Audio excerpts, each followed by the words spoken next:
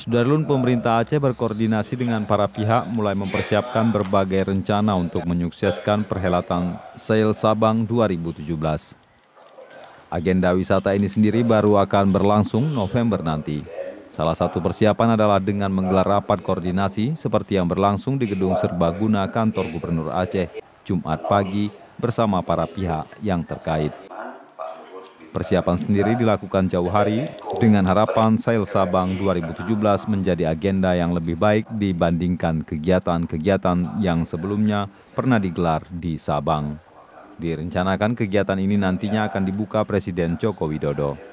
Sementara itu, Wakil Wali Kota Sabang Nazarudin mengaku pihaknya membutuhkan banyak dukungan demi menyukseskan kegiatan Sail Sabang ini. Pemerintah pusat, pemerintah Aceh, baik di bidang perhubungan, transportasi laut, begitu juga hal-hal infrastruktur air bersih, itu sangat kami butuhkan perhatian daripada pemerintah pusat dan pemerintah provinsi. Tadi ada penekanan pelabuhan ya dari pelabuhan saya pikir itu sangat utama ya, pelabuhan karena itu wajah daripada Sabang.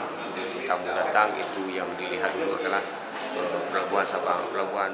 Di lain pihak, Kepala Dinas Pariwisata dan Kebudayaan Aceh, Reza Fahlepi, menargetkan kegiatan ini akan mampu meningkatkan kembali minat wisatawan untuk berkunjung ke Sabang. Ini dikemas secara lebih besar dan juga mengundang 100 yachter dari internasional. Targetnya sendiri siapa Pak sebetulnya? Targetnya tentu promosi Sabang dan sekaligus memperjelas, memperkuat posisi Sabang sebagai gerbang wisata bahari internasional.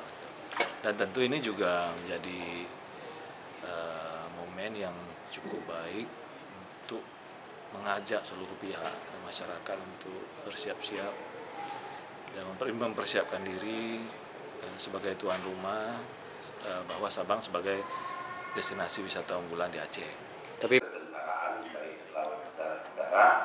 Dari Banda Aceh, Reza Munawir, Serambion TV.